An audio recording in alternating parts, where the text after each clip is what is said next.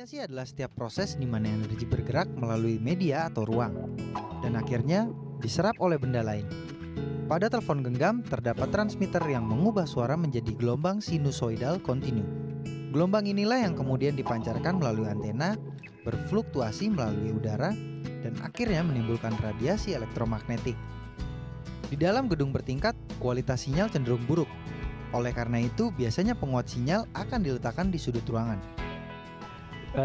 Definisi dari penguat handphone itu adalah suatu perangkat atau sering disebut juga device atau repeater, di mana peralatan ini menguatkan gelombang elektromagnetik dari handphone yang dipancarkan agar bisa lebih kuat untuk diterima di area sekitar di mana peralatan itu berada. Karena ada beberapa tempat, misalkan di dalam ruangan tertutup, mungkin gelombang itu tidak bisa masuk. Saat menerima telepon, jaringan tubuh berpeluang menyerap radiasi yang sangat besar dari telepon genggam. Hingga kini, bahaya dan efek jangka panjang radiasi tengah menjadi perdebatan. Beberapa institusi menyatakan bahwa radiasi dari penggunaan telepon genggam tidak berbahaya. Ini karena radiasinya tergolong gelombang frekuensi radio. Meski begitu, bukan berarti menutup kemungkinan timbulnya efek samping berbahaya.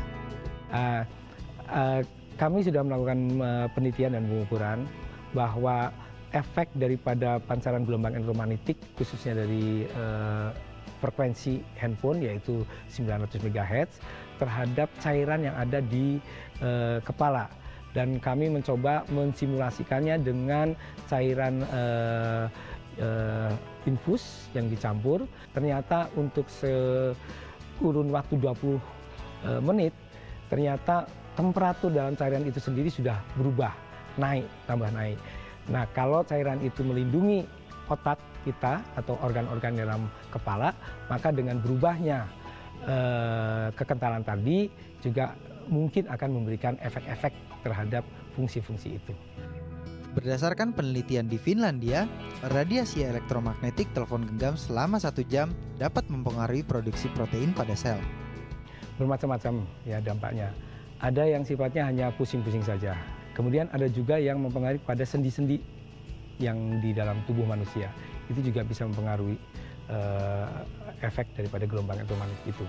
Nah, yang lainnya lagi mungkin dari fungsi-fungsi organ-organ yang dalam tubuh kita, seperti halnya sumber-sumber hormon dan yang lain-lain. Sementara laporan dari European Journal of Cancer Prevention menyatakan, penggunaan telepon genggam lebih rentan menimbulkan kanker otak.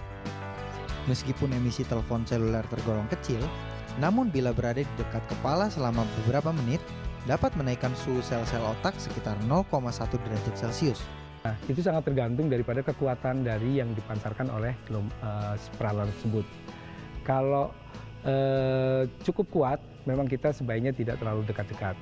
Intinya ada beberapa standar yang menyatakan bahwa manusia itu tidak boleh dipapari oleh gelombang elektromagnetik lebih daripada 1,6, itu standar IEEE, 1,6 watt per kilogram. Yang penting itunya. Terlepas dari mana yang benar atau salah, berbagai antisipasi juga dapat dilakukan. Gunakan alat bantu telepon genggam agar tidak terhubung langsung, misalnya headset. Jangan terlalu sering menggunakan telepon genggam. Jangan meletakkan telepon genggam di dekat kepala saat Anda tertidur, dan jauhkan telepon genggam sebelum tersambung. Nah, jadi betulkah radiasi menjadi salah satu pemicu atau faktor pemicu kanker otak? Anda tentunya bisa berinteraksi dengan kami di nomor telepon 295461188 untuk Jakarta. Bagi Anda di luar Jakarta bisa telepon kami di 295461189 atau Anda bisa bertanya melalui Twitter kami di @ims_net dengan hashtag #IMSHealth. Nah, sebelumnya kita berbincang dengan Dr. Evodia yang merupakan seorang ahli bedah syaraf. Jadi dokter, ini kan memang ada beberapa penelitian begitu. Ada yang mengatakan memang radiasi ini berpotensi untuk memicu kanker otak. Tapi kan menurut dokter bagaimana? Jadi begini, sebenarnya kalau kita bicara tentang radiasi, yang kita tahu sebenarnya ini adalah radiasi elektromagnet. Ya, radiasi elektromagnet ini ada 2 tipe. Pertama yang sifatnya mengionisasi, ya, ionizing, dan non-ionizing. Yang ionizing itu yang menyebabkan ionisasi, ya, yang akhirnya nanti bisa mengakibatkan damage dari DNA, ya, kerusakan DNA itu adalah biasa kita lihat adalah X-ray, ya, kemudian juga seperti radioterapi. Jadi radioterapi itu selain daripada dia juga bisa menyembuhkan kanker, tapi dia juga bisa menimbulkan kanker juga. Oke, jadi radioterapi dan X-ray. Tapi sebelum berlanjut nih dokter, salah satu contohnya ya. Sebelum berlanjut kita akan hadirkan informasi pendukung berikut ini.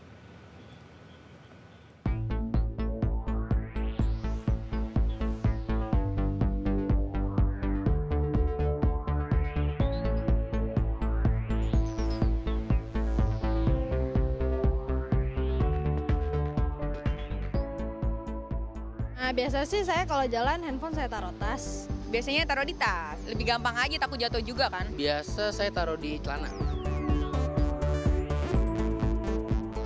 Kalau saya sih biasanya saya silent aja, tapi letaknya tuh saya taruh nggak pas di sebelah kepala saya, tapi di meja sebelah tempat tidur saya. Ya bener sih dimatiin karena satu biar handphonenya lebih awet ya kan. Dua ganggu tidur aja gitu kayaknya ya kan. Saya juga sebenarnya dimatiin ya supaya nggak mengganggu radiasi gitu kan. Kalau tidur biasanya gue ditaruh di samping gue sambil dicas nyala. Saya tahu, saya pernah baca-baca sih ada artikel di internet gitu tentang bahaya radiasi handphone. Itu salah satunya kan penyakit bisa buat ke kanker otak kan. Kalau nggak salah sih sempat ada berita di Bandung tuh siswa kena kanker otak gitu gara-gara tidurnya tuh sering sama handphonenya gitu di kepala. Nggak tahu itu bener atau hoax sih, ya jadi pelajaran aja kali ya. Tahu, cuman ya nggak terlalu dipikirin lah, soalnya kan itu kan kecil lah ibaratnya 1 banding berapa kalau kita kena radiasi di otak kan. Tahu sih, tapi ya gimana, belum ngerasain aja sih dari dampak bahaya itu.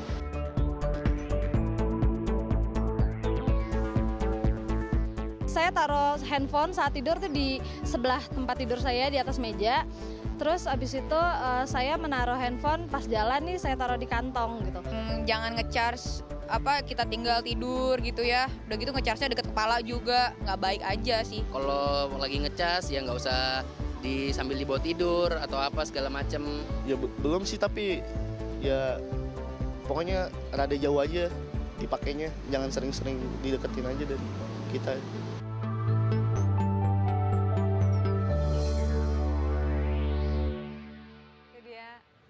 Itu dia beberapa pendapat dari masyarakat, suara-suara masyarakat. Adrian? Ya, dan juga mungkin kami ingin sekali mengajak pemirsa ini juga dok ya, untuk juga bergabung bersama kami di 295461188 bagi Anda yang berada di Jakarta dan juga 021295461189 untuk Anda yang berada di luar Jakarta. Jadi sekali lagi Anda juga bisa mengirimkan pertanyaan lewat akun Twitter yang tentunya nanti kan kita bacakan dan tanyakan langsung kepada dokter ya. Baik. Seputar dengan permasalahan mengenai kanker dan juga radiasi. Tapi jangan lupa diiringi dengan hashtag IMS Health. Nah dokter, tadi pertanyaan Marisa boleh dilanjutkan tuh dok. Apakah memang benar ada kaitannya antara radiasi dengan kanker? Ya seperti saya sebutkan tadi, ya ada 2 tipe dari radiasi itu. Itu pertama yang ionizing dan non ionizing. Ya. Nah kalau yang non ionisasi itu contohnya adalah ya radiofrekuensi, radar, dan juga microwave. Nah, ini yang non ionisasi ini memang tidak mengakibatkan jadi sel itu jadi terionisasi, jadi radikal bebas, mengakibatkan jadi mutasi DNA begitu yang memicu terjadinya kanker, tapi dia menyebabkan ada panas seperti tadi disebut ada tayangan tadi. Ya. Nah, tapi sejauh mana panas ini juga ini nggak sampai meningkatkan suhu di sekitar suhu kita ya, terutama yang dekat dengan ini. Tapi yang pasti memang ada efek lain juga dari pemakaian handphone yang terlalu lama. Ya, dari penelitian bahwa pemakaian 50 menit kita calling terus gitu. 50 menit. Ya. Itu mengakibatkan intake glukosa di otak sebelah yang kita memakai handphone itu meningkat pesat dibandingkan dengan yang sisi lainnya. Dampaknya apa dokter? Nah dari itu kita belum ketahui secara pasti untuk jangka panjang. Tapi jelas ada peningkatan pemakaian glukosa. Tapi biasanya nih ya dokter ya, kalau misalnya ada peningkatan pemakaian glukosa, efek mungkin tidak harus terkait dengan kanker. Efeknya seperti apa ke tubuh manusia? Ya apa namanya seperti tadi itu hanya merupakan ada peningkatan metabolisme. Jadi peningkatan metabolisme. Bukannya kalau peningkatan metabolisme justru membaik ya dok ya, kalau tubuh bisa, maksudnya di sini metabolisme tinggi, mampu juga mungkin membakar lemak cukup baik gitu dengan ada peningkatan metabolisme, kan umumnya seperti itu kan dok ya? Ya bergantung.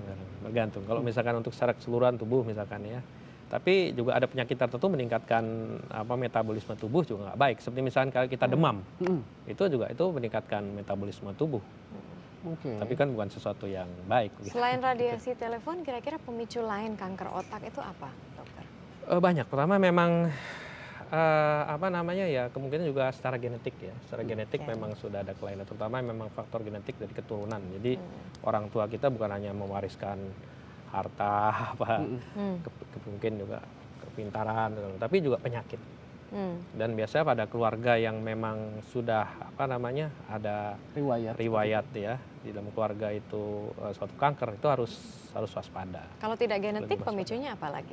Faktor eksternalnya? Nah, yang sekarang faktor lagi ada banyak sekali ya, terutama adalah zat-zat yang kita sebut istilahnya namanya karsinogenik. Itu disebut jadi cancer ya.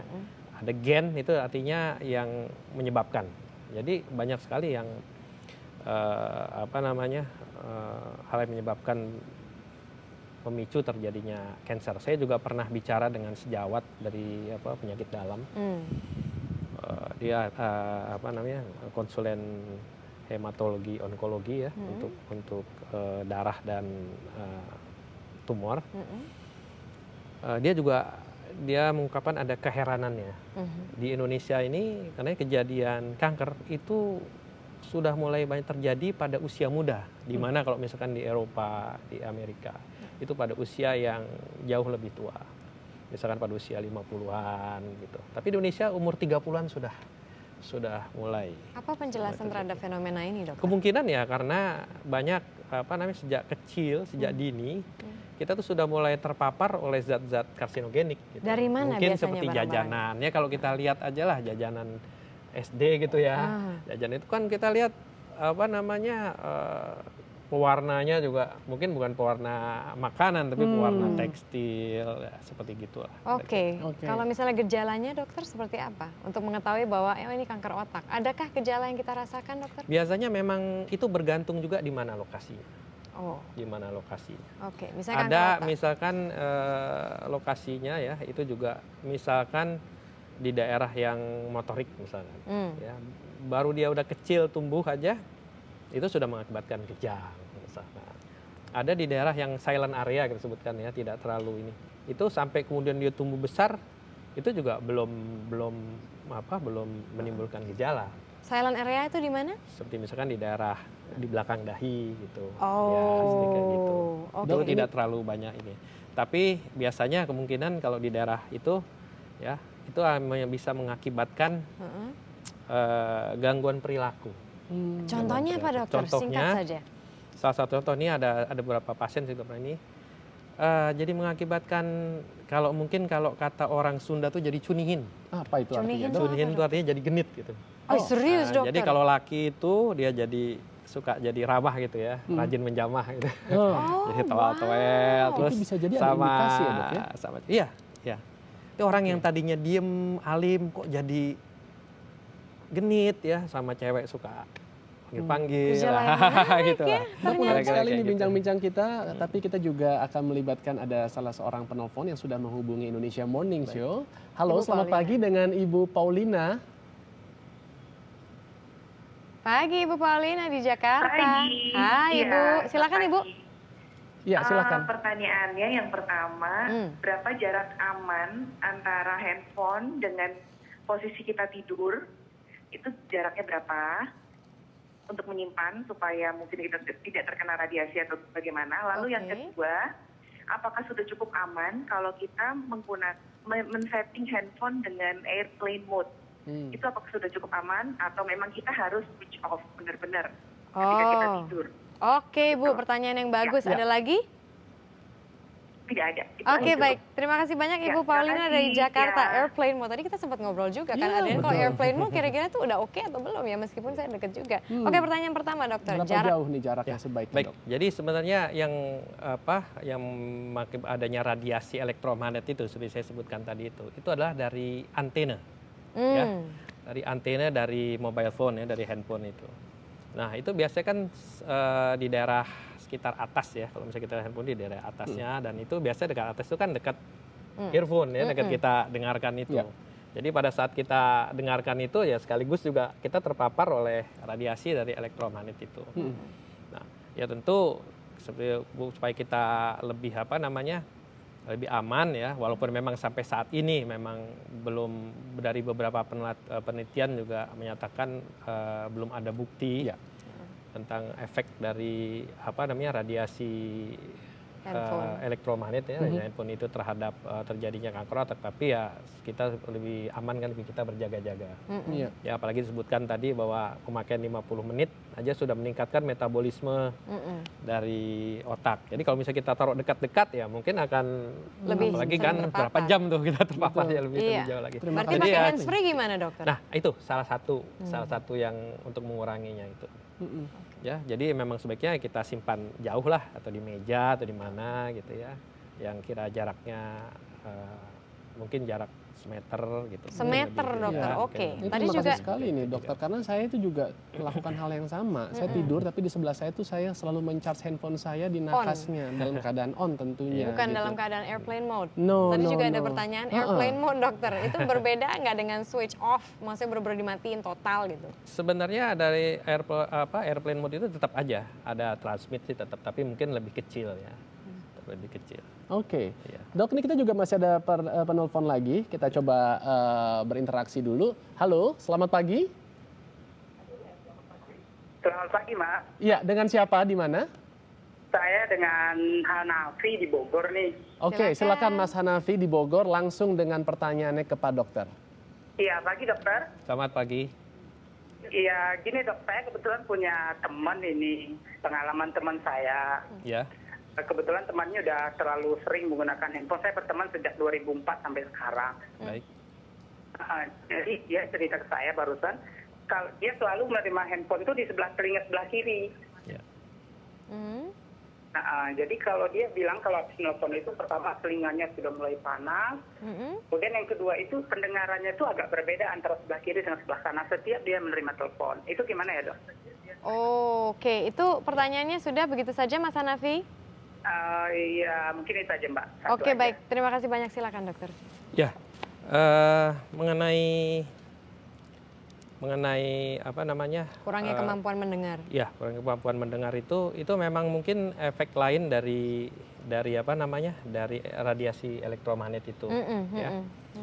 Seperti misalkan saya juga ada teman yang dia biasa menyimpan apa namanya handphone tuh di saku baju bagian depan sebelah kiri. Tanpa sadar ternyata pada saat itu dia melakukan pemeriksaan EKG, elektrokardiografi. Ternyata ada kelainan irama jantung. Padahal selama ini dia nggak ada masa, nggak ada keluhan. Ya. Jadi akhirnya kemudian dia menyimpan itunya dari saku depan ke saku celana gitu. Itu ternyata gangguan irama jantungnya itu juga jadi kembali normal lagi. Jadi memang karena itu bersifat elektromagnet, sementara juga di kita ini kan juga kita tuh juga banyak listriknya, jadi transfer apa namanya untuk di otak kita, di seluruh jadi ke otot kita itu semua juga ada ini apa namanya ini listriknya. Itu pasti ngefek lah. Efek. Dan kemudian misalkan kenapa dia jadi berkurang pendengaran, kemungkinan itu salah satu dari, ini tidak semua orang ya, itu kadang-kadang kalau kita kenal itu jadi efek yang memang tidak semua orang dapat gitu ya, tidak semua orang dapat. Itu kemungkinan dia mengganggu perjalanan listrik dari proses pendengaran.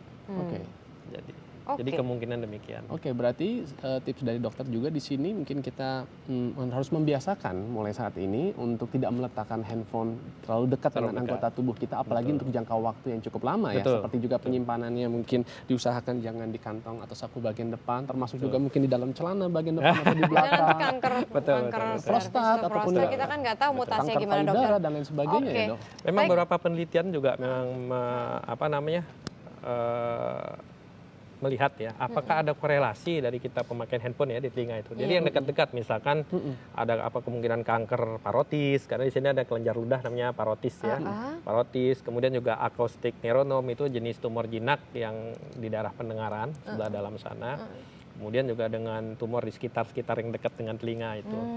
Ternyata memang sampai saat ini memang belum terbukti lah. Saat ini. Biasanya kanker, kalau misalnya di sini kan dokter sudah membawa alat peraga, kanker otak itu seperti apa? Karena mungkin bisa memberikan gambaran sedikit. Dan di mana gitu letaknya dokter? Jadi memang untuk kanker otak itu sendiri memang macam-macam ya, bisa di mana saja di otak itu, ya. Bisa di daerah frontal sini, di daerah temporal atau di parietal, di ubun-ubun kita kenal ya, di daerah frontal tuh daerah dahi, temporal tuh pelipis, parietal tuh ubun-ubun, sama daerah occipita, daerah belakang sini. Itu bisa terjadi di mana saja. Dengan dengan manifestasi, dengan gejalanya juga seperti saya sebutkan tadi, kemungkinan kejang kalau di daerah motorik ya. Kemudian bisa, tapi terutama gejala yang tersering adalah sakit kepala. Nyeri kepala ya, kemudian juga berapa banyak dokter sakit kepalanya? Kepala yang terus menerus ya. Kemudian biasanya kan orang cukup beli obat warung, minum sembuh, kemudian datang lagi terus gitu ya, makin sering. Memang kalau berapa yang saya lihat memang biasanya sudah bulanan bahkan tahunan biasanya yang datang. Kemudian pas begitu dia makin berat, bahkan disertai kemudian dengan penurunan kesadaran, ya, dan juga muntah gitu ya, terutama pada pagi hari. Kenapa pagi hari? Ya, karena pada pagi hari itu kita baru saja tidur ya, baru kita bangun tidur. Nah, tidur itu napas kita melambat. Ya, jadi terjadi akumulasi dari karbon dioksida. Dan karbon dioksida itu membuat efek dari pembuluh-pembuluh darah di otak itu menjadi melebar, menjadi vasodilatasi ibaratnya gitu. Dan dengan adanya melebarnya pembuluh-pembuluh darah otak itu juga tekanan di kepala jadi meningkat. Dia sudah ada tekanan karena ada pertambahan massa karena kanker tumor itu, ditambah dengan jumlah darah yang masuk lebih banyak ke sana, mengakibatkan tekanan jadi meninggi. Nah, itu kemudian ngefek, menimbulkan sakit kepala, muntah pada pagi hari. Biasa. Setiap hari itu dokter? Ya, kalau sudah setiap hari begitu lebih baik diperiksakan ke dokter.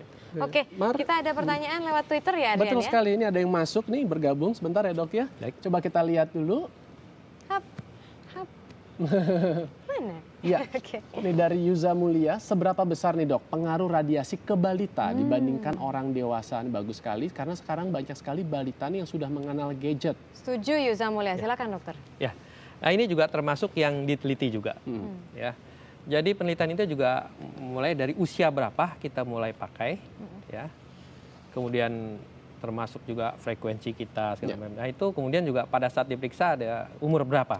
Jadi memang ada beberapa penelitian bahwa pada usia yang anak-anak itu kemungkinan untuk terjadinya efek samping dari mobile phone, handphone itu lebih besar.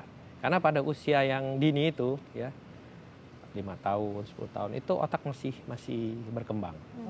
Jadi artinya kalau sesuatu yang berkembang terjadi sesuatu intervensi misalnya yang mengganggu itu jelas lebih rentan. Lebih vulnerable memang. Tadi saya ada sedikit pertanyaan yang tertinggal nih Mar. Dokter sempat ada mention kata-kata mengenai tumor. Jadi sebenarnya kanker dan tumor ini sama nggak sih dok? Jadi semua kanker adalah tumor. Tapi tidak semua tumor adalah kanker. Bisa dijelaskan lebih sedikit jadi begini, biasanya kalau kita sebut dengan tumor itu adalah yang jinak. Ya, kalau kita bicara tentang cancer itu adalah tumor ganas. Yang disebut dengan ganas dia tumbuh lebih cepat dalam waktu yang singkat. Dan yang kemudian membedakan adalah biasanya efek destruktifnya ya dia lebih destruktif dan dia mempunyai anak sebar. Anak sebar itu adalah sel tumor bisa melepas dirinya terbawa darah atau dari limfa atau kemana ke berbagai jaringan tubuh. Dan itu dia bisa tumbuh di mana aja. Oke. Nah itu Baik. maksudnya seperti. Adakah cara untuk mencegah, dokter, agar kita tidak terkena kanker?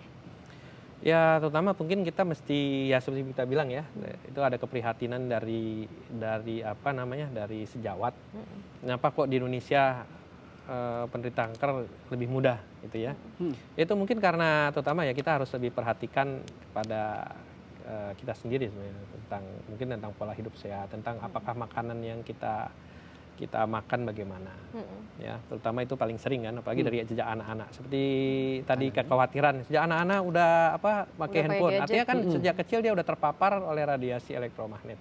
Sama tuh, kita juga harus aware apakah anak kita, saudara kita, atau siapa kerabat kita, dia udah mulai terpapar nggak dengan zat-zat yang bersifat karsinogenik, zat-zat yang menyebabkan nantinya akan memicu terjadi kanker. Artinya makin lama dia terpapar, jadi misalkan sejak usia 5 tahun misalnya dia udah jajanan yang macam-macam, kemudian sampai usia berapa dia udah mulai terkena, ya itu kan jarak itu biasanya memang zat karsinogenik itu tidak bersifat sebulan 2 bulan, dia butuhkan waktu untuk bisa memicu terjadinya kanker. Saran dari dokter bagaimana tindakan harus dilakukan bagi mereka yang memiliki riwayat keluarganya ini sudah menderita kanker selama ini dan dia mungkin juga memiliki potensi atau rentan menderita kanker. Artinya bagaimana kita bisa bersahabat dengan kanker tersebut?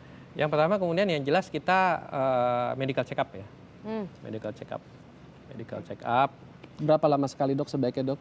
Ya biasanya mungkin setahun sekali. Setahun sekali cukup ya. Gitu. Kemudian juga ya kira-kira di mana yang mungkin kan mungkin di keluarganya ya dia tahu oh keluarganya ini di daerah situ ya mungkin dia mesti lebih aware ke daerah sana. Ya kemudian keduanya juga mungkin jangan menikah dengan yang sesama penderita kanker juga. Maksudnya yang turunan, maksudnya yang keluarga dari itu juga ya kalau bisa gitu ya. Ibaratnya begitu. Baik.